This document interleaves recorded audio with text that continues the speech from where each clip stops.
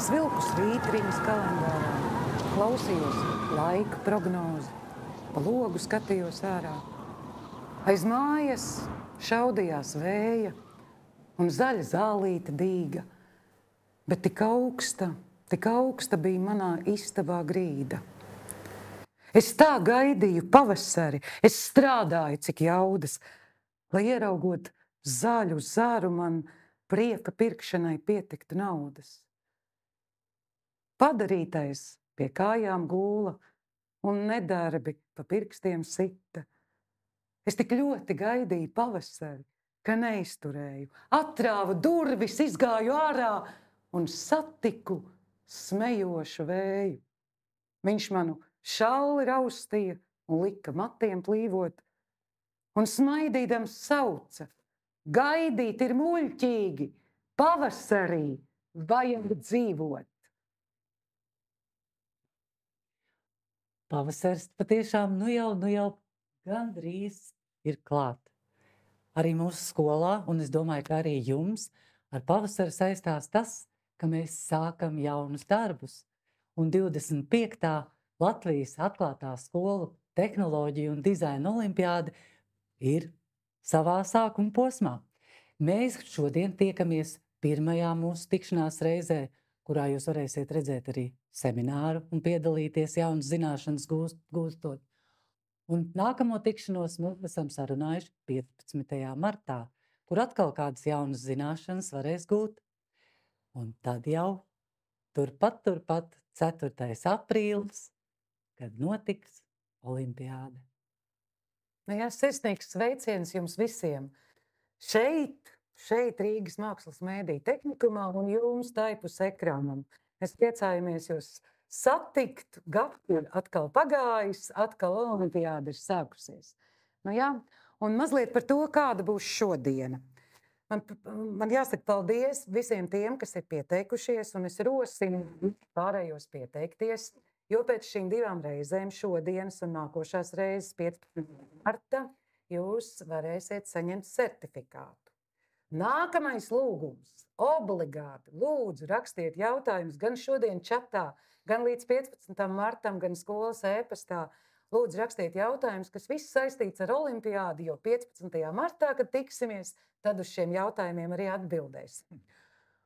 Un šodien, tad kā mēs te darīsim? Mēs runāsim, diskutēsim, un, protams, mums būs dažādi viesi, un dienas izskaņā vai šīs te mūsu tikšanās izskaņā būs meistarklase kopā ar mūsu brīnišķīgo pedagogu Mārtiņu Vanagu. Nu ko, varam sākt. Kopā es esmu ar mūsu koku un metāla mākslas nodaļu vadītāju Arvīdu Varzu, kas ir šīs olimpiādas idejas autors. Visus gadus vienmēr ir bijis klāt, un mēs sakam pats galvenais. Un tāpēc es dodu vārdu tev. Lūdzu. Sveicināti, jā. 25 gadi, 25 reizes. 25 reizes varbūt nav daudz, bet 25 gadi ir gana ilgs laiks. Ar to gribējās teikt, ka šie 25 gadi ir arī zināma veida garants tam, ka mums ir zināma veida pieredze, un šī olimpiāde ir kaut ko nozīmē arī visiem pārējiem, kas tur piedalās. Gan jauniešiem, kuri iestājās un šo skolu beidz, gan tiem pedagogiem, kuri jau citur sevi neredz dzīvē, kā tikai pedagogijas darbā. Un es šobrīd domāju par to, ka mēs runājam šodien un arī 15. martā taču ar pedagogiem, kuri mēģinās gatavot un atbildēt uz daudziem jautājumiem saviem skolniekiem, kā sagatavoties šai olimpiādei, ko izvēlēties, kā šo tēmu saprast, ko mēs uz šobrīd esam uzlikuši. Nu, un lūk, 25 gadi arī rosināja mums domāt par to, ko jau arī pagājušajā gadā beidzot mēs iesākām runāt, kā mums ir jāpietuvojas arī pasaules un Eiropas uzstādījumam par šo te ekscelences līmenī. Ja, tad vēl pagājušajā gadā viņš bija 50%, tad šogad mēs esam atraduši par iespējamu, ka šis ekscelences līmenis sāksies ar 70. Tur, protams, ir iezagusies arī kāda nejaušības kļūda nolikumā, bet jūs saprotat, tātad ekscelences līmenis sākās ar 70% un ilgst līdz pat 100%. Savukārt, tātad piedalīšanās bez ekscelences medaļas ir līdz 69 ieskaitot. Savukārt, jā, tā varēja būt neskaidrība, kas uzdotu pirmo jautājumu, kas vērīgi lasa. Mēs mēģināsim arī tur viņu kaut kādā veidā sakārtot arī rakstiski.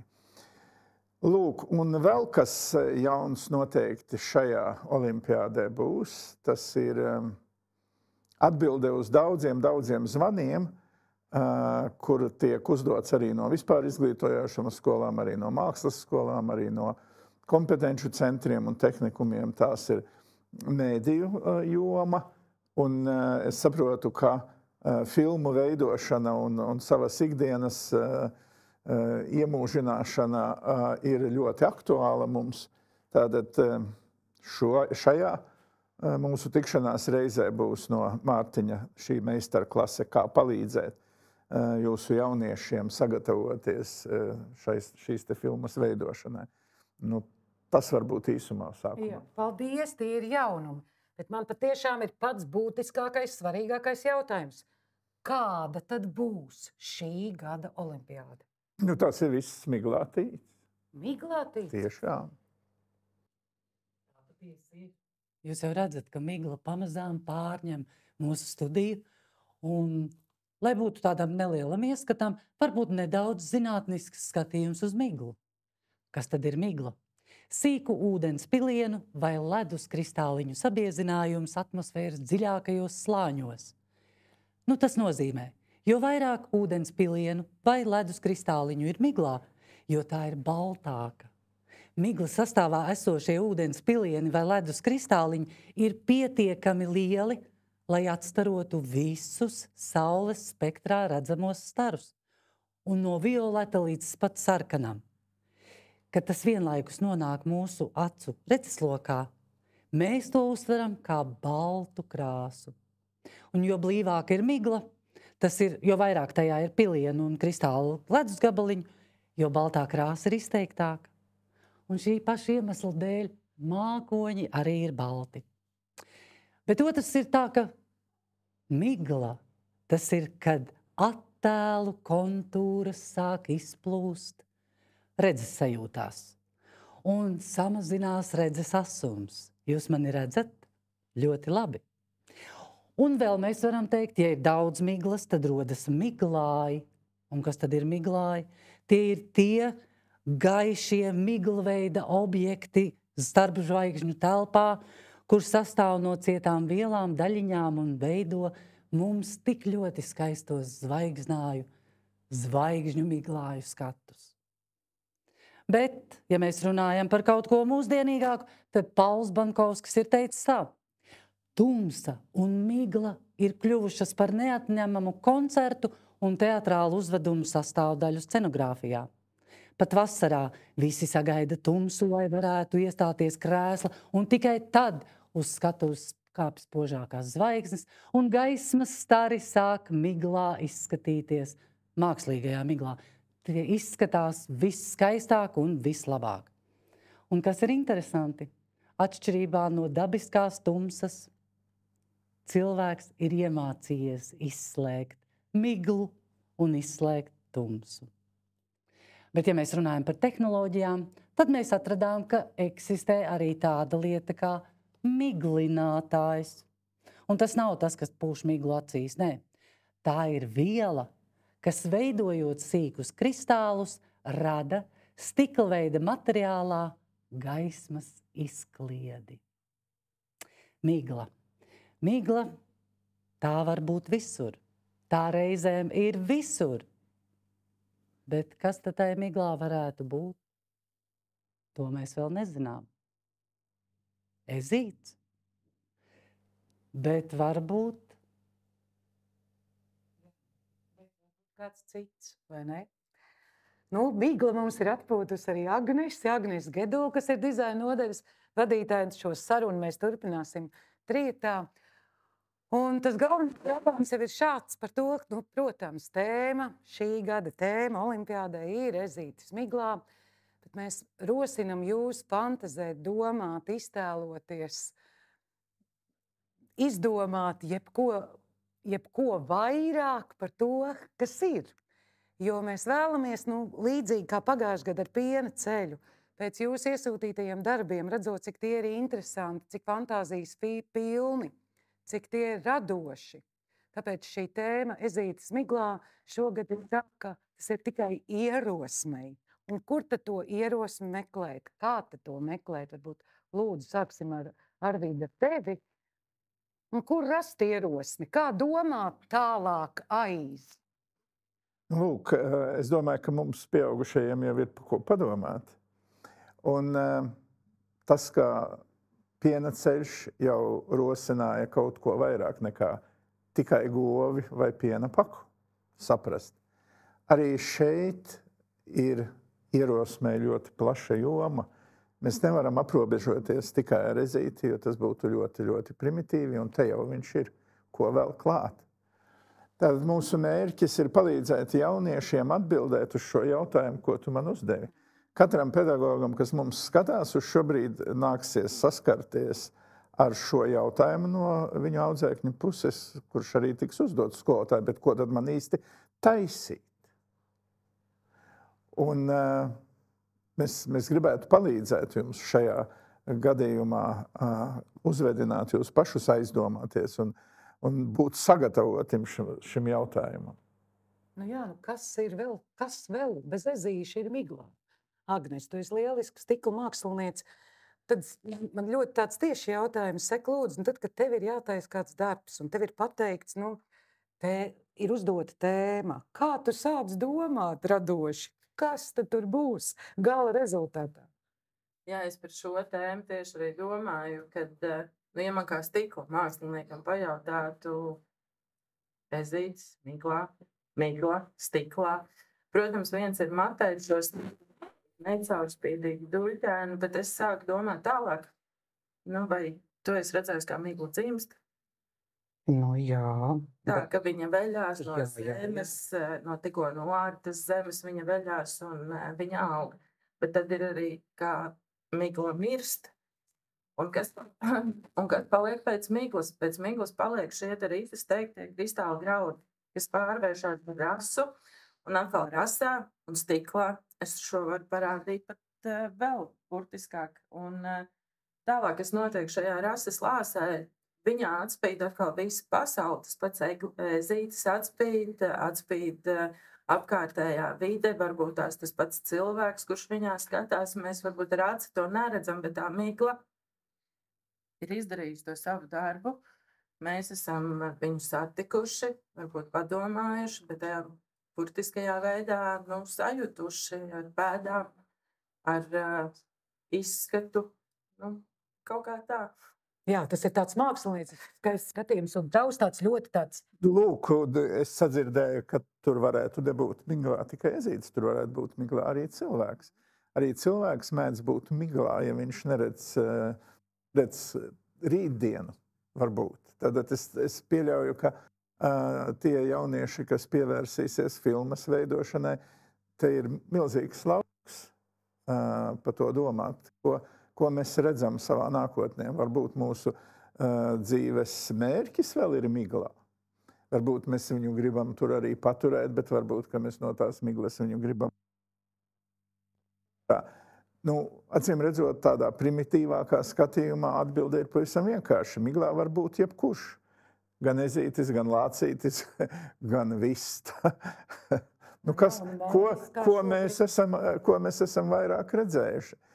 Tā kā es no vienas puses domāju, ka tā tēma, kura varbūt nav tik stāstoša kā kāda cita pasaka, kurā mēs varam visus personāžus saskaitīt un teikt, tur ir 20 lietas, kuras varētu attēlot šobrīd šajos darbos. Man gribētos teikt, ka šeit ir 1000 lietas, ko var attēlot. Tikai tas, prasa mums padomāt, pafilozofēt. Un arī, ja mēs lasām, un es gribētu, ka jūs skolotāji rosinātu savus skolniekus ļoti uzmanīgi izlasīt nolikumu, un šis nolikums sākās ar tādu konkrētu lietu, kāpēc tāda olimpiāde ir vajadzīga, ko viņa rosina, ko viņa atraisa, kas paliek pēc tās katrā jaunietī. Jo tas jau ir svarīgāk pat par to uztaisīto darbu olimpiādes. Tieši šis process, kurā šis jaunietis ir strādājis. Un man gribētos teikt, ka jā, pandēmija ir beigusies un acīm redzot varbūt pat uz neatgriešanos, un tas ir tik ļoti labi, bet mēs negribam atgriezties pie tā iepriekšējā formāta tikai tamdēļ, ka šķiet šis formāts ir fantastisks. Vienā gadījumā mums nav tik būtiski, vai jūs pat tiešām tik ļoti ievērojat un atrodaties 50 metru attālumā no dalībnieka un nevarat viņu nekā ietekmēt. Tas pat nav būtiski. Mums ir svarīgi, ka jūs acīm redzot esat netālu no tā jaunieša, kurš piedalās šajā olimpiādē. Un ka jūs kaut vai ar savu klātbūtni viņam palīdzat nestresot un radat tādu mieru un pārliecību par to, ko viņš dara pareizi. Nākošais, viņš, protams, pazīst savas darbnīcas, pazīst savu skolu, pazīst lietas, kas tajā skolā ir, gan instrumenti, gan darbgaldi. Un viņam noteikti ir iespēja arī uz skolu atnest savas lietas, ko viņš ir paredzējis izmantot, ko viņš nevarētu atvest pie mums tādā apjomā un tādā dažādībā. Tāpēc man šķiet, ka šajā reizē, kad mēs ekrānā redzam, kas notiek Latvijā, ja, tas lielā mērā rosina mūs, kāpēc mēs to darām, kāpēc mēs katru gadu mēģinam organizēt šo olimpiādi. Un katrā ziņā tā nav valsts olimpiāde, kurai ir kāds finansējums, tas ir mūsu pedagogu redzējums un mūsu pedagogu misija, kā attīstīt un kā turpināt un kā veikt. Un es domāju, ka ja tie skolotāji, kas piedalās 10. vai 20. gadu šajā olimpiādē, viņi noteikti var atcerēties, kā ir attīstījušies šie uzdevumi, cik viņi ir kļuvuši visnotaļ gan izpildījuma kvalitātē, gan idejas kvalitātē, gan tādā fantāzijas lidojumā. Pārāki par sākumu. Jā, paldies. Bet Agnes, tagad patiešām arī bez mākslas tiešām tā ļoti reāli. Protams, tu esi tas galvenais speciālists, kas olimpiādē tomēr par tiem materiāliem zina vislabāk un arī to vērtē. Vai tu vari pateikt un vēlreiz visiem atgādināt vai ieteikt kādu ieteikumu? Lūdzu. Jā, tā kā olimpiāda ir sadalīta dažādos materiālos, kas ir koks, tekstils, mēdījis, un tad ir šī sadaļa, kas ir tie citi materiāli vai dažādi materiāli. Jā, tā kā pagājušo gadu mēs novilkām varbūt tās vairāk sarkanas līnijas, atsijājot šos te materiālus, kurus drīkst vai nedrīkst izmantot, palikām pie tā, kad ir jāizmanto kartons, papīrs, kas ir visi lokšņu materiāli, arī tik labi tas varētu būt orgstikls vai plasmas svāciņš, bet tā kā lokšņu materiāls, plus veidojamais materiāls, kas ir plastalīns, visticamāk tādā skolu variantā, un tas drīkst būt varbūt māls vai akmens masa, bet plastalīns ir ļoti labi. Un tad ir pielikts klāt šis te ierobežojums uz citiem materiāliem, kad šiem nosauktajiem nolikuma materiāliem ir jābūt vismaz tiem 60% un ne mazāk. Un tad tos pārējos, kas ir kāds striķītis vai poga, tie sastāv no tad mazāka daļa, tas darbs netiek pakārtots tiem citiem materiāliem, bet neierobežota daļa ar materiālu ir otrais pārstrādājamais materiāls. Mēs domājam arī zaļi. Mēs varam izmantot jebkuru formu, jebkuru atrastu materiālu. Tie nav tikai pārtikas preces, tās drīkst būt arī sadzīviskas lietas, kuras otrais drīkst viņām piešķirt šo te dzīvi. Neaizmirstot zero waste principus, neizmetam, padomājam, kā noderēs. Varbūt mēs viņu varam sazāģēt, sakausēt, salocīt, sasildīt, deformēt un to darbu radīt no šī visa. Jā, es gan gribētu šogad, tas nav ielikts, bet skatoties no pagājušā gada, tādu krāsainība, viņa jauc citreiz galvu, un arī, man tā liekas, kā skolotājiem citreiz ir vieglāk arī tādos maketos, kad mēs skatāmies, tad var jau visu nokrāsot. Mēģiniet jauniešiem runāt par to, ka monochromas lietas, ja tas nav kaut kas ļoti specifisks ar krāsas elementu, viņas var, to iepakojumu var tušēt, viņu var nokrāsot ar gošu krāsu, padarīt viņu vienmērīgāku, lai viņš nav ņirbojošs, tur sulas pakas, cido reklāme, ja? Bet šie materiāli palīdzētu tam darbam. Jā, tas par tiem manu sadaļu, kas ir šeit. Jā, un es zinu, ka skolas mājaslapā ir ielikti pagājušā gada darbi, varbūt tev ir maziņš komentārs par tiem. Jā, es pat apskatījos. Kā tur kur rast ierosmi? Ir pieejama šī te pagājušā gada Piena ceļa olimpiādas fotogalerija, un tur tiešām ir brīnišķīgas bildes saliktas. Es saprotu, ka nākamajā reizē mēs arī tā kā apspriedīsim un mazliet padiskutēsim par to, kas tad bija tās pirmās 3 vietas un pārējie tie darbi, tur nav tikai mājaslapā pirmās 3 vietas, tur ir arī citi, kas ir šo te ekscelences līmeni izturējuši virs tiem, un tie darbi tika iesūtīti skolā uz vērtēšanu. Tā kā varat arī tagad jau paskatīties, varbūt rodas jautājumi, un šos jautājumus jūs iesūtat gan tajā YouTube kanālā, vai arī sūtot uz norādīto e-pastu adresāts olimpiādē par tēmu. Bet jā, tur bija tieši tas pats, kas šogad ir rakstīts nolikumā, citi materiāli, lokšņu materiāli, plastelīns un arī iepakojumi. Paskatieties, kā ir maskēti vai tieši pretēji, tur bija soma uztaisīta vidusskolas kategorijā no 2. pārstrādāta materiāla. Nu, paldies, paldies. Es vēlreiz atkārtošu, ka droši rakstam jautājumus, lai mēs uz tiem visiem varam atbildēt. Paldies Arvīdam, paldies Agnesei. Bet mazliet jūsu ierosmei lūksim Ritai atkal ieskicēt mazliet to miglu, lai mums rodas fantāzija, lai mēs varam sākt jau domāt, kāds būs šī gada olimpiādas darbs jūsu audzēknī. Tā jau ir. Miglai ir vēl daudz un dažādas nozīmes, un viena no tām ir neziņa. Jo miglai cauri redzēt mēs nevaram, bet mūsu tautai migla ir ļoti liela nozīme gan mūsu tradīcijās, gan arī dažādos citos veidos. Nu, piemēram, laiks no Miķeļiem līdz Mārtiņiem, kad migla veļas kamolos līdz saveļas par veļiem. Arī šī doma ir ļoti būtiska, un arī varbūt to var kādā veidā šajā olimpiādē atspoguļot darbos. Vai arī brīnumi, kas notiek. Migla, rasa, man pazuda kumeliņš. Bet nokrīt migla, nokrīt rasa, un kumeliņš atrodas. Bet vai tas ir tas pats kumeļš, kas pazuda? Vai viņam ir kāds īpašs spēks brīdī, kad viņu atrod pēc miglas?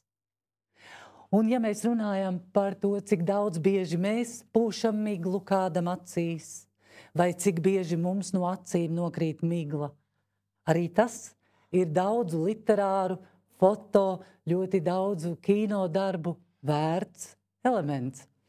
Un es varbūt atradu dažus fragmentus no kādiem literāriem darbiem, kurus es jums varētu nolasīt. Nu, piemēram, Regīnas Ezeras teiktie vārdi: esi augstsirdīga, o migla, tu, kas gadu 1000 un 100 000 ar pelēku vienaldzību esi klājusies un sijājusies pāri paisumiem un bēgumiem, ziemām un vasarām, dzīvībai un iznīcībai.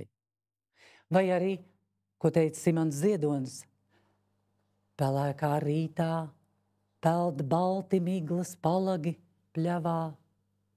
Vai migla liktos tik balta, ja pļava nebūtu pelēka. Bet neredzamas būtnes, kas pārvietojas nedzirdami, uznirst bez skaņas un izklīst kā miglas vāls. Pazūd mēmi kā zvaigznes. Un vēl ko zaļā migla. Vai jūs atceraties zaļo miglu? Kādu nakti pilsētā ienāca mešs. No sākuma cilvēki nesaprata, ko tas nozīmē.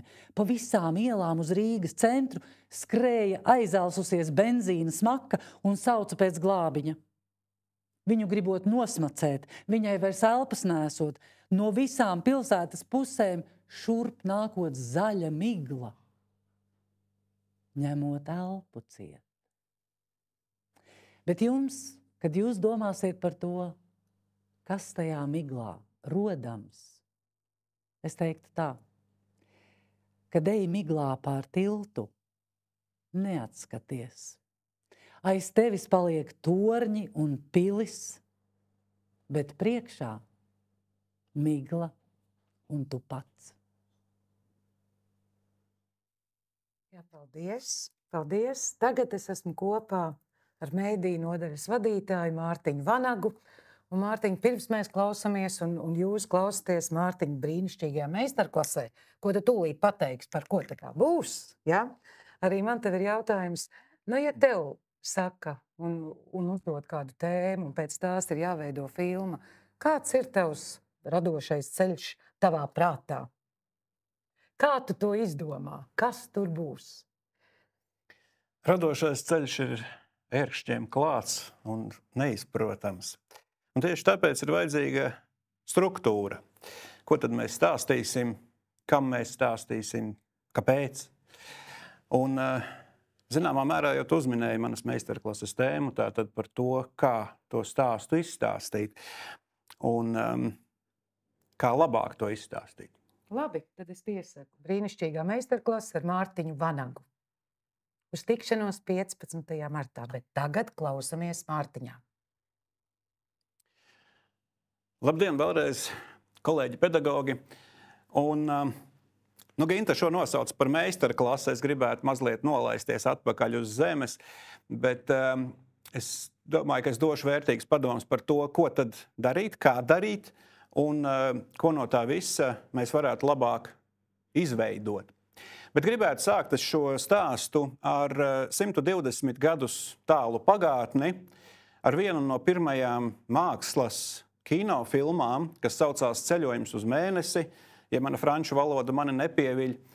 Un, ja man kolēģi palīdzētu, tad mēs tagad varētu noskatīties nelielu fragmentiņu, 30 sekundes no šīs pirmās mākslas filmas, kas arī būtu pamats tam, ko mēs šajā olimpiādē veidosim, jo mūsu tehniskās iespējas un mūsu radošās iespējas šobrīd ir daudz spēcīgākas un daudz lielākas nekā mūsu senčiem pirms 120 gadiem, bet mēs tomēr cienam to, ko viņi darīja, to, ko viņi veidoja, un tāpēc mēs visi šeit zināmā mērā esam. Lūdzu, skatāmies nelielu fragmentu no pirmās mākslas kinofilmas.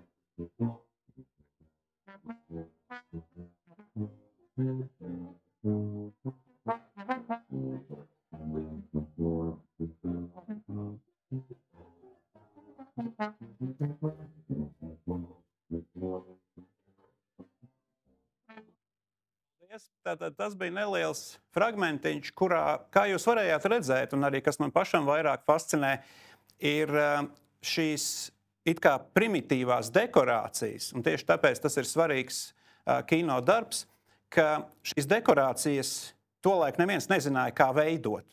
Neviens bija pieredzes, tā bija pirmā filma, un neviens nezināja, ko darīt. Un tāpat laikā viņi improvizēja kaut ko no teātra, kaut ko no tā, kas bija kaut kur noskatīts, un to filmēja. Un tas bija tajā laikā inovācija, tas bija jaunievedums. Un šī ir tā pamatlieta, pamattēze, pie kā es arī gribētu aicināt jūs pieturēties, sagatavojot jauniešus, sagatavojot jaunos talantus šīs olimpiādas mediju sadaļai. Tātad veidot to vidi, veidot to materiālu, veidot to formu, jo mums ir jāņem vērā viena ļoti svarīga lieta. Kino kadrs, lai ar ko tas būtu uzņemts, ar telefonu, ar videokameru, ar fotoaparātu, ir kadrs, kurš rāda tikai konkrētu zonu, kurš rāda tikai gabalu no tās realitātes, kuru jūs veidojat. Un šobrīd šo tiešraidi, ko jūs redzējāt, man nodrošina 10, 12, 3. kursa jaunieši, 3. kursa operatori, malači, kuri darbojas, mums ir 3 kameras, mums ir skaņa, gaisma, viss kaut kas šeit ir salikts, ko jūs neredzat. Jūs redzat tikai mani, kurš izskatās, es pieļauju, salīdzinoši labi. Paldies. Bet tas ir tas, kā kino darbojas. Jūs nerādat visu, jūs rādat tikai gabalu. Bet, lai to gabalu izveidotu, mums, piemēram, šeit ir fantastiskas kokteilnieku veidotas mēbeles. Mums ir veidots speciāls fons aizmugurē, lai jūs neredzētu aiz loga imantas ikdienu. Mums ir speciāls paklājs, mums ir ezītis, kas arī ir pašu veidots. Un tas ir milzīgs sagatavošanās process. Un šis sagatavošanās process ir ļoti, ļoti radoša lieta. Jo jums ir jāparedz, kas notiks tajā īsajā filmēšanas laikā, kas notiks tajā brīdī, kad būs ieslēgta kamera, ko rādīsiet, ko stāstīsiet. Un šī sagatavošanās daļa, arī pagājušā gada pieredzē, mums bija patiesībā diezgan interesanti vērot, kā jaunieši veidoja to, ko viņi veidoja, instalācijas, cik no kuram tas izdevās vairāk vai mazāk, bet tas ir ļoti, ļoti svarīgs posms visā šajā sadaļā. Jo būtībā jaunieši veidos nelielu kinofilmu, tā būs īsfilma vai video stāsts, bet šim stāstam ir jāsagatavojas. Tātad pirmā lieta, ko es jūs aicinātu, ir radīt šo stāsta mērķi vai galveno ziņu, ko jaunietis, šī stāsta autors, vēlas pavēstīt citiem. Tā ir īsa ziņa, tas ir viens teikums, varbūt tie ir 2, 3 vārdi. Tātad tā ir stāsta sinopse, ko mēs pastāstīsim. Kas būs tā ziņa? Un tad, kad šī ziņa ir izveidota, izdomāta, tad jūs veidojat scenāriju.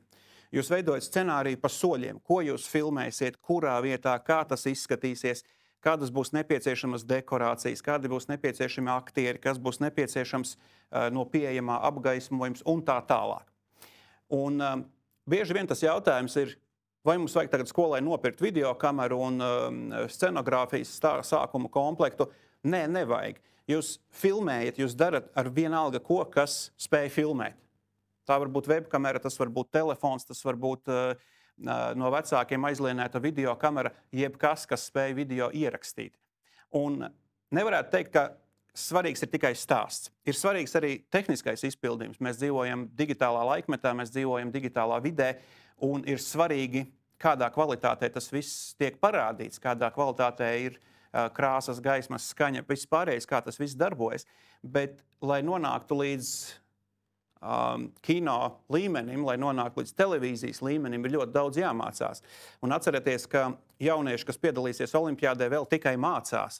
Un no viņiem varbūt nav šobrīd galvenais prasīt maksimāli augstu kvalitāti, bet no viņiem vajadzētu prasīt šo vēlmi kaut ko pastāstīt. Un, lai viņi skaidri varētu izstāstīt to, ko viņi grib pateikt, protams, sākumā ir jāsaprot, kas tas ir. Tāpēc šī idejas veidošana un scenārija veidošana ir ļoti, ļoti svarīga, ko jūs varat darīt jau gatavojoties olimpiādei. Jūs varat visu izdomāt, jūs varat pārdomāt, kā tas būs, uzskicēt uz papīra to visu, izveidot kadru plānu, kā to sauc kino nozarē, un būt gatavi stāstīt to stāstu olimpiādes dienā. Nākamā lieta, tātad šīs dekorācijas.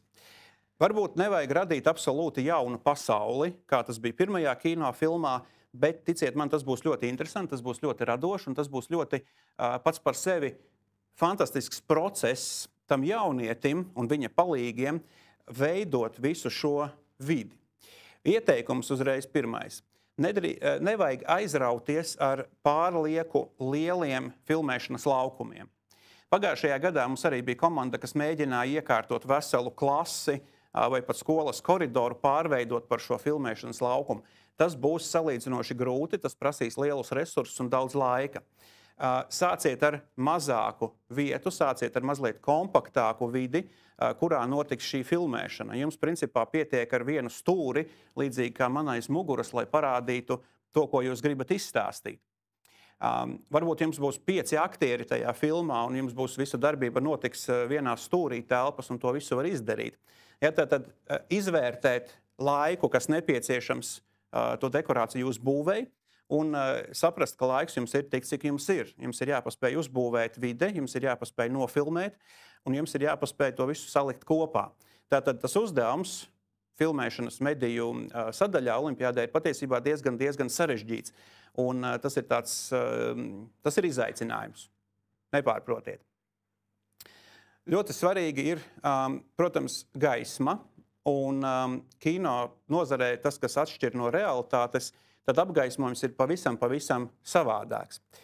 Un es parādīšu arī vienu filmiņu, ko mēs esam veidojuši mūsu skolā. Tas gan bija diplomdarbs 4. kursa. Tā ir īsa filma, apmēram 5 minūtes, bet es iesaku šo filmiņu tiešām noskatīties. Tas nav tā, ka tas ir absolūti viens piemērs, kas ir jāņem vērā, bet šai filmā ir ļoti labi izmantotas dažādas pielāgotas dekorācijas, veidotas dekorācijas, gaismas efekti, un ir radīta, patiesībā pavisam ikdienišķā vidē, ir radīta fantastiska surrealitātes sajūta, kas ir kaut kas pavisam interesants, ko mēs nevaram iedomāties, ejot pa tām pašām vietām dienas laikā, ikdienā. Tātad šobrīd, ja man kolēģi ir gatavi, es gribētu piedāvāt filmiņu, kas saucās, ļoti sarežģīts nosaukums, bet titros būs, un šī ir tātad viena cilvēka radīta filma, fantastisks darbs, ļoti labs diplomdarbs. Un šo es ieteiktu skatīties arī kā piemēru tiešām tie, kas kaut ko fantastisku domā par ezīšiem miglā, par ezīšiem pilsētā. Labi, skatāmies filmiņu.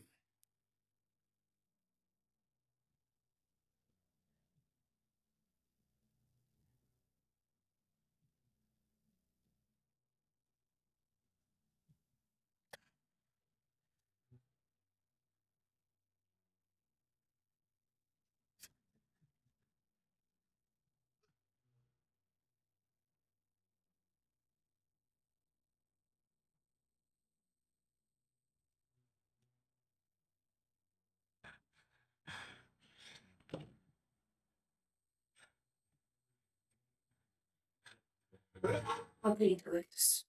Pulkstens ir 8:20 no rīta. Šodienas laika prognoze būs 20 grādi pēc Celsijas skalas. Vai jūs vēlētos atgādinājumu par šīs dienas plāniem? Protams, ka izvēle vienmēr ir jūsu. Šodien 10:00 jums ir skola, pēc tam 1:30 ir pieraksts uz Nora atpūtas centru, kurā varēsiet atjaunāt Nora programmatūru. Šodienas veselības stāvoklis ir stabils. Organismā ir par maz cukurs, pietrūkst dzels, B un C vitamīns.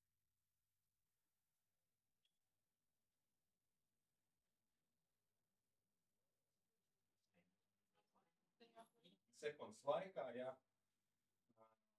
Pieņemsim, mēs dzirdam no 20 herciem līdz 20 kiloherciem. Nostiet! Nostiet! Nostiet! Nostiet! Nostiet! Vai tu neredzi? Liec man mieru. Tev liekas, ka tev ir izvēle, bet tev nav. Bet moldi. Tev pagaidīt. Turpiniet strīd. Pagaidīt. Tev. Labi, tev likšu mierā. Bet ieklausies tur, kur viņi negrib, lai tu ieklausies. Ieklausies sevī. Tu zini, kur man atrast?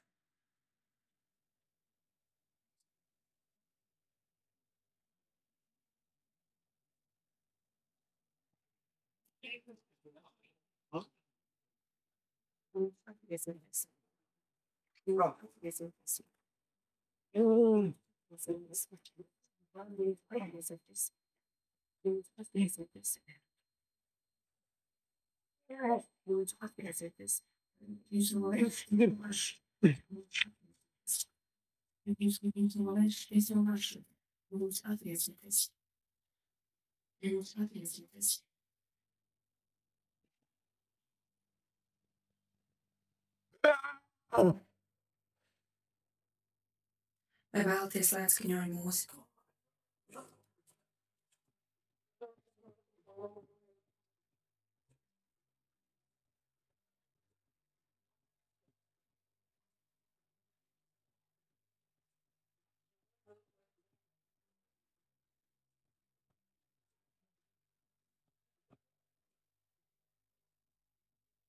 Labrīt, Elektris.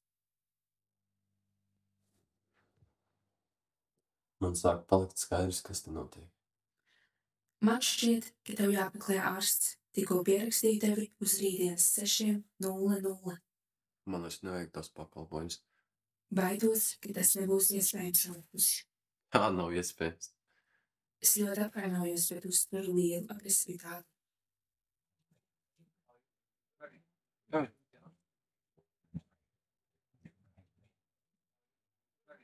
Ev! Čau, Elektris! Man jāzina, vai tas, ko teiksim, patiesība, jo viss notiek dīvaini. Visa šī dzīve, ko tu dzīvo, nav patiesa. Tu dzīvo simulācijā, programmā. Kas par sviestu? Nav daudz laika. Jo ilgāk mēs te būsim, jo grūtāk. Ev, paga, kaut kas tur nāk. Skrien! Skrien!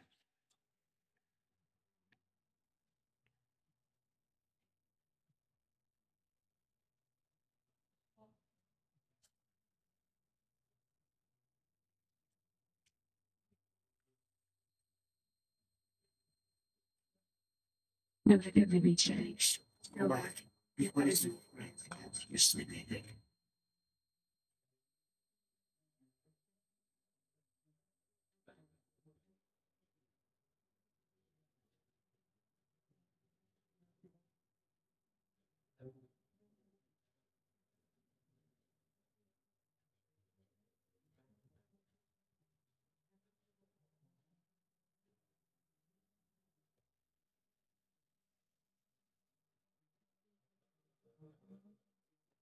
Izdevās salikt.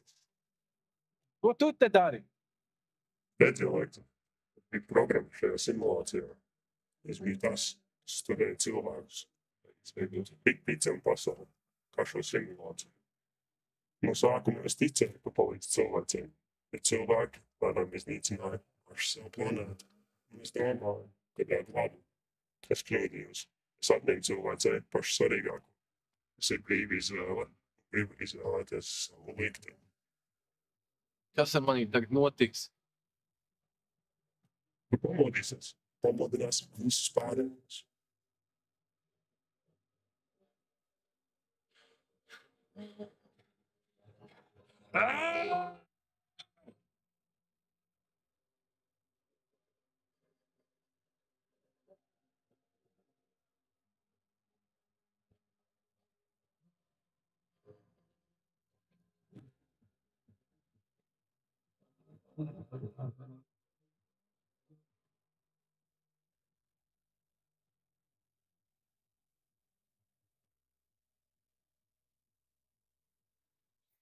Jā, paldies. Tātad šī filmiņa ir, kā jūs redzējāt, visai sarežģīts stāsts, visai abstrakts stāsts, un arī tas rezultāts un gala risinājums varbūt nevienmēr ir skaidrs un vienkāršs.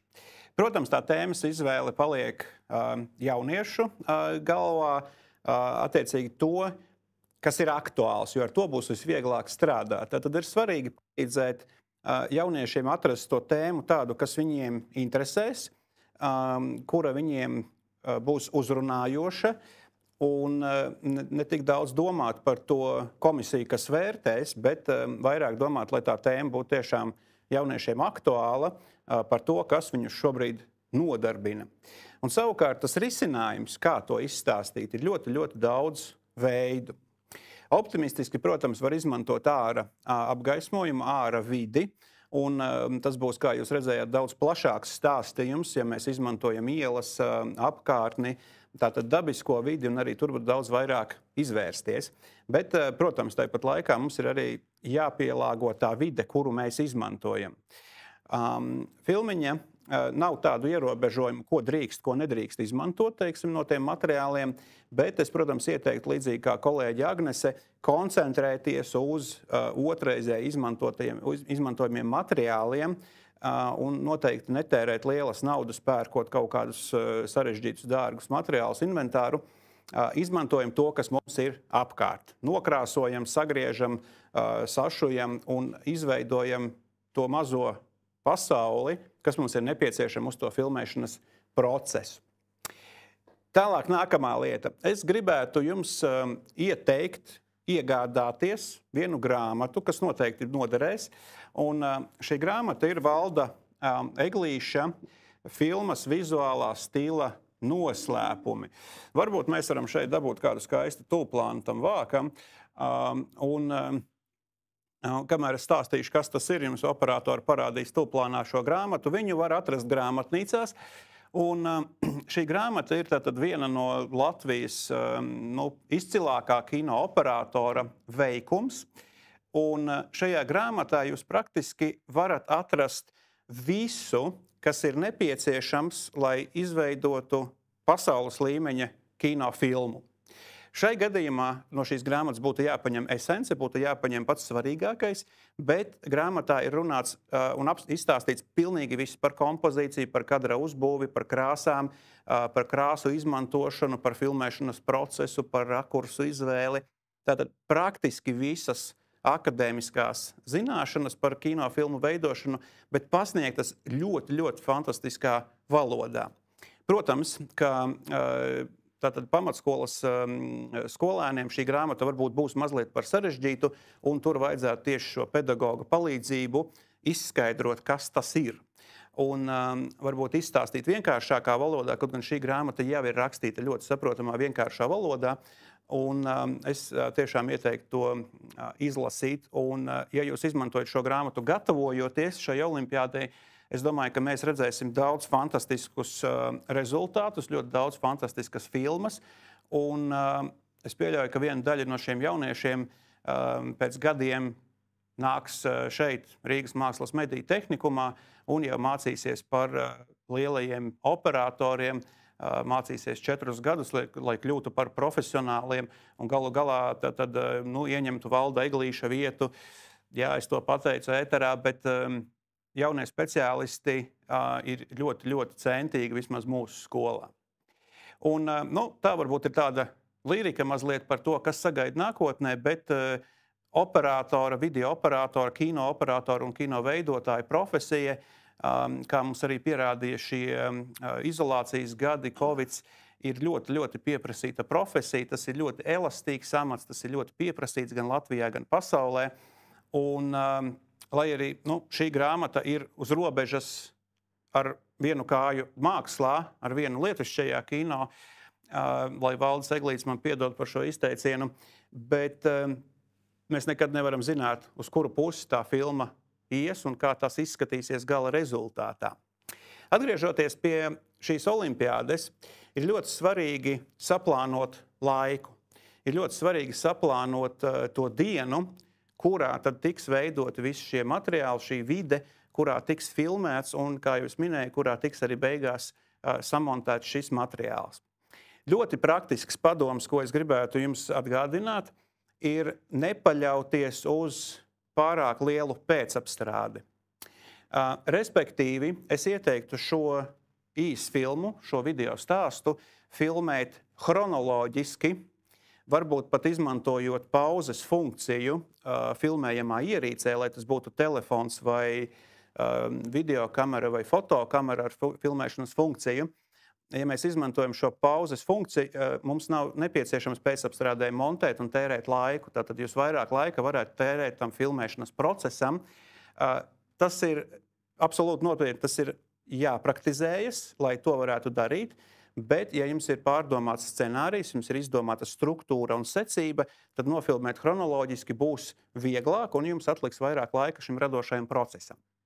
Arī pagājušajā gadā dažas komandas tomēr nodarbojās ar šo pēcapstrādi, bet, manuprāt, vienai komandai pietrūka laika pabeigt līdz galam to filmu, jo pēcapstrādes process ir tomēr ļoti atkarīgs no datora, ko mēs izmantojam, un video pēcapstrādē datora resursi ir nepieciešami lieli. Tātad, ja tas dators ir lēnāk, jūs fiziski varat nepaspēt to filmu pabeigt līdz olimpiādas pēdējiem zvanam.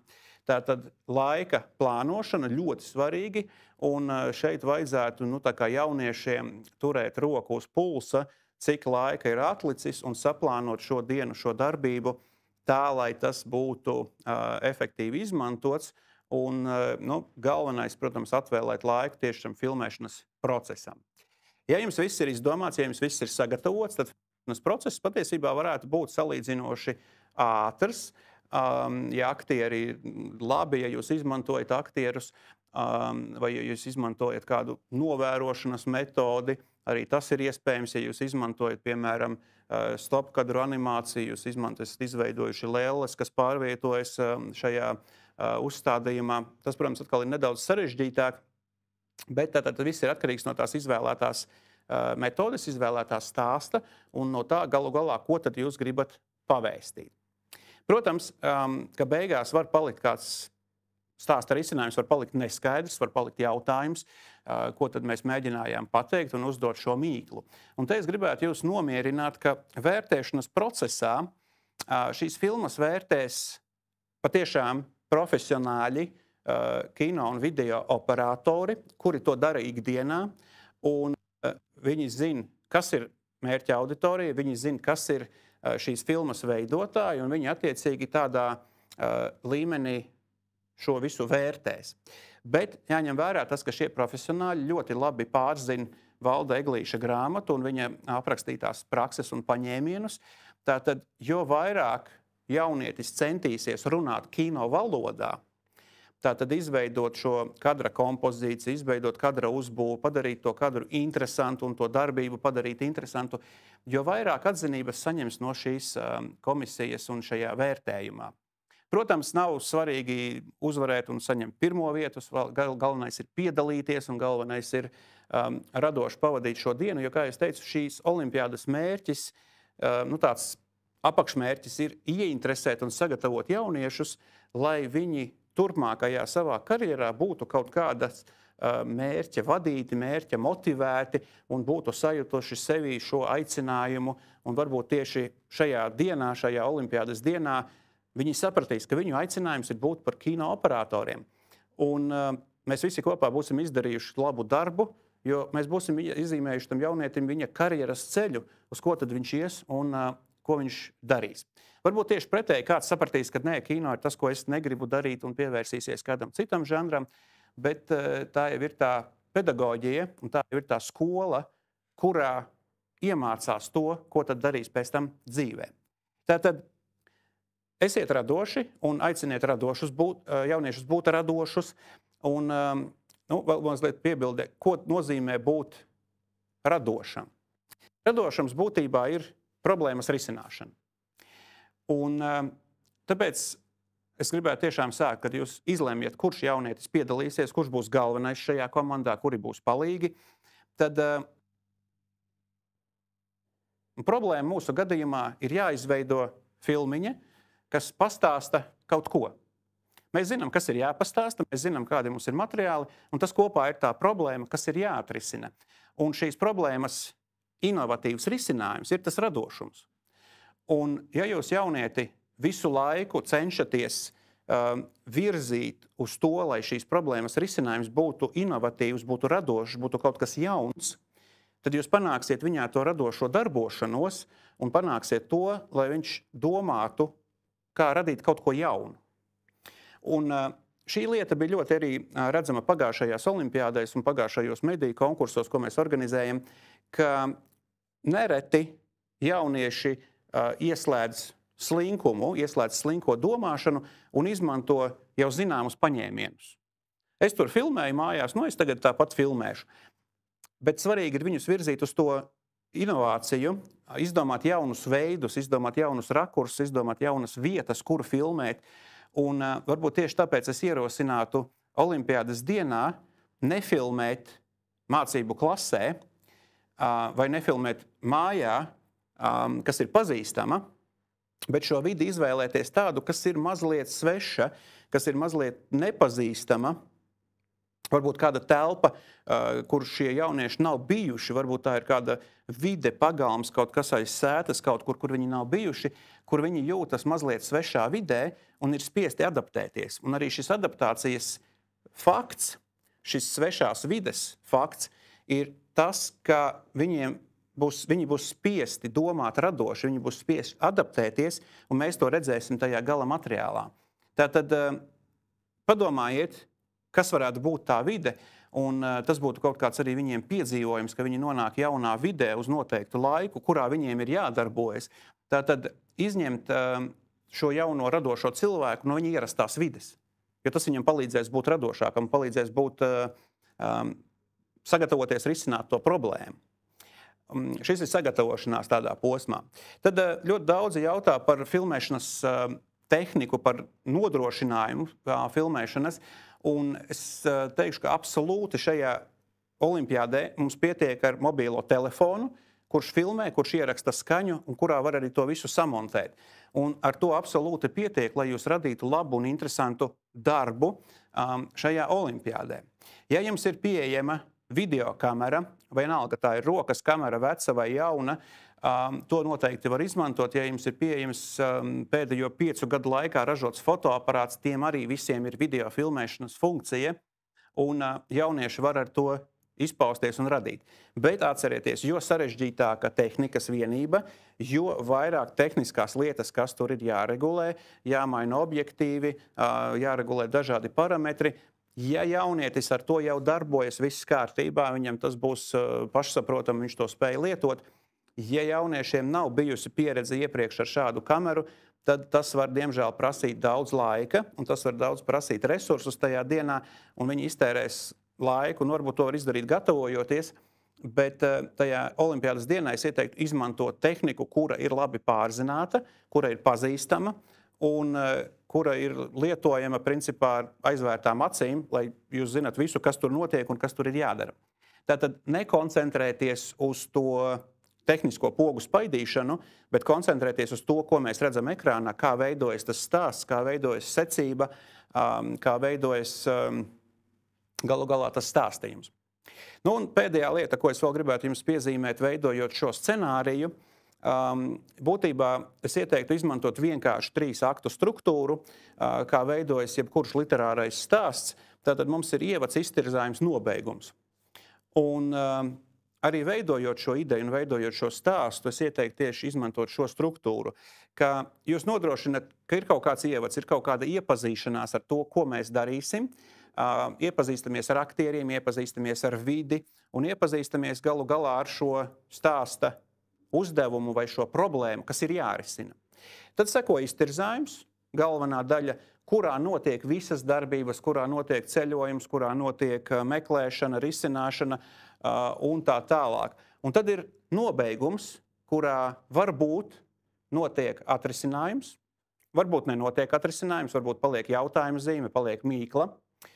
Un nobeigumā ir svarīgi noslēgt šo stāstu un skatītājiem vai nu pastāstīt, kā es teicu, vai nestāstīt, bet skatītājiem radīt sajūtu, ka šis stāsts ir beidzies, ka tā grāmata ir aizvērta un ka šī filma ir noskatīta, šī filma ir beigusies. Un tas ir ļoti svarīgi, kas arī pagājušajā gadā dažās filmās pietrūka. Tātad var pat nelikt beigās titrus, protams, var pielikt, kas veidoja un tā tālāk, bet ir ļoti labi un ļoti atzinīgi tiks novērtēts tas, ka šis stāsts tiek nobeigts un pabeigts. Tas būtu galvenās lietas, par ko ņemt vērā, ko vērtēs komisija un kādā veidā šos darbus skatīties. Varbūt tas darbs ir īsāks, varbūt garāks, bet ja jums ir labs ievads, jums kaut kāda darbība notiek un jums ir skaists nobeigums tam stāstam, tad tas ir pabeigta darba sajūta, tas ir izdarīts darbs, un to attiecīgi mēs novērtēsim, un tad jau varēs cīnīties par pirmo vietu. Mums ir jautājums, jā, mediju grupas arī tiek novērotas caur Zoom, tātad caur tiešsaistes pieslēgumu. Tas ir visā olimpiādē visiem dalībniekiem. Pagājušajā gadā, jā, jautājums ir pamatots, jo, teiksim, pagājušā gada viena filma, kas tika filmēta ārā, un to Zoom pieslēgumu nodrošināja pats autors, tātad pārvietojot mobīlo telefonu visās vietās, kur viņš filmēja, un mēs ļoti skaisti, un mēs ar ļoti lielu aizrautību vērojām šo procesu, kā mēs nonākām jaunā vidē, tad mēs redzam sagatavošanos, tad mēs redzam filmēšanas momentu, un viss šis tika vērots Zoom vidē, un arī tātad šādā veidā tiek vērtēta dekorācija veidošana, tiek vērtēti visi tehniskie paņēmieni, ko jūs izmantojat, gaismošana, galu galā lokācijas meklēšana, un to var norealizēt pavisam šobrīd vienkārši. Mums ir visur pieejams praktiski mobīlais internets, un ja jūs filmējat ārā vidē, tad jā, es ieteiktu izmantot mobilā telefona Zoom pieslēgumu tieši, lai parādītu šo procesu, jo es negribētu teikt, ka tagad būs kaut kāda mānīšanās ar to materiālu, un tas materiāls tiks safilmēts mēnesi iepriekš un tad iesniegs, un ceru, ka mums tāds nebūs gadījums. Bet, jebkurā gadījumā mēs arī vērtēšanā izmantojam šo pieslēgumu, jo komisija skatās visu dienu, kamēr jūs strādājat. Gan aktieru grimmēšana, labi, ģērbšana, tur varbūt diskrētākos momentus nevajag rādīt, bet apģērbu gatavošana, tātad mēs redzam to procesu, un tas ir ļoti svarīgi. Jo gala rezultāts ir šis stāsta kopsavilkums, un tas ir forši, tas ir beigas, tas ir viss gatavs produkts, bet šai gadījumā vērtēts tiek tieši, ne tikai, bet tiek vērtēts arī viss tas process, kā gatavo, ko izmanto, un galu galā, kā tas viss notiek. Un komisija arī dos, ne padomus, bet tādus atgādinājumus par laiku. Tātad, ja šis gatavošanās process, piemēram, ir ievilcies, tad komisija noteikti Zoomā atgādinās, ka būtu laiks sākt filmēt, jo jums vēl ir jāsaliek viss kopā un jāiesūta gatava filma līdz noteiktajam laikam. Tas arī pie plānošanas tātad būtu. Droši, ja ir kāds jautājums, rakstiet čatā, un es to atbildēšu, bet tātad kopsavilkums šim stāstam noteikti iesaku iegādāties grāmatu vai vismaz paņemt bibliotēkā un izstudēt kopā ar jauniešiem. Grāmata nav bieza, bet grāmata ir ļoti interesanta, un tur ir atsauces uz pazīstamiem mūsu filmu autoriem, Latvijas un tā tālāk. Tur ir ļoti daudz praktiski padomi, jeb špikerīši, kurus var izmantot, un tur ir tādi interesanti špikerīši. Pieņemsim par pretkrāsu izmantošanu kadrā. Un komisija ļoti labi redzēs, ja kadrā parādās pārdomāta krāsu schēma, pārdomāta tātad krāsu izmantošana tajā vidē vai vide pret modeļa, pret aktiera apģērbu un tā tālāk, komisija to ļoti novērtēs. Tāpat šeit ir stāstīts par vienotu krāsu gammu filmas veidošanā, un tas ir ļoti interesants un radošs process. Tāpēc varbūt šis liksies kādā brīdī sarežģīti, bet tas noteikti ir interesants materiāls, un šī grāmata patiešām aizrauj. Tā ir reklāma šai grāmatai, bet mēs paši to izmantojam ikdienā, tāpēc es iesaku arī jums to izmantot. Un visbeidzot, pēdējais ieteikums, ko es ieteiktu visvairāk darīt, gatavojoties olimpiādei šos mēnešus, kas mums ir atlicis, skatīties filmas. Skatīties ļoti daudz filmas, un varbūt pat negluži tā kā Netflixu, bet Latvijā radītās filmas. Ja? Mums pat noslēdzās Lielais Kristaps. Ja? Tur ir ļoti daudz labu filmu, kuras var noskatīties, smelties idejas un tā tālāk. Tāpat mums ir portāls Filmas LV, kur skolām ir iespējams saņemt bezmaksas pieeju šim portālam un arī skatīties visas filmas un meklēt idejas, meklēt padomus. Un ja jūs tās filmas skatāties kopā ar Valdu Eglīšu grāmatu, tad tas jums ļoti, ļoti beigās saslēgsies, un jūs sapratīsiet, un jaunieši sapratīs, kas tad īsti ir tas, kas ir kino un ko mēs meklējam, un ko mēs gribam un kādā veidā mēs varam un gribam to pastāstīt. Tātad lasiet grāmatu, skatieties filmas, domājiet drošas un radošas idejas,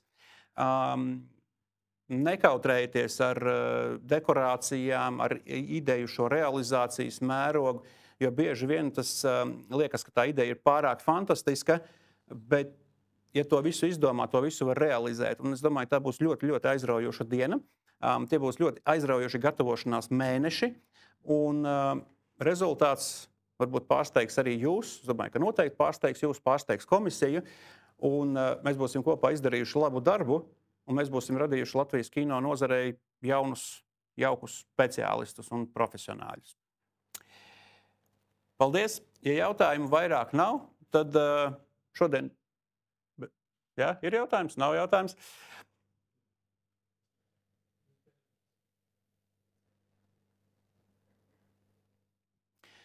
Tātad, ja vēl radušies kādi jautājumi, jūs droši varat tos arī sūtīt mums uz e-pastu, kas ir norādīts Olimpiādas mājaslapas aprakstā, tad RMMTLV. Un, ja vēl kādi jautājumi sakrāsies, tiekamies 15.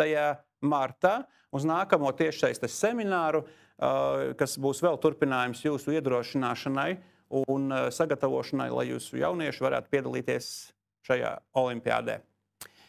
Tiekamies Miglā, tiekamies kopā ar Ezīti un lai jums radošs laiks gatavojoties olimpiādē.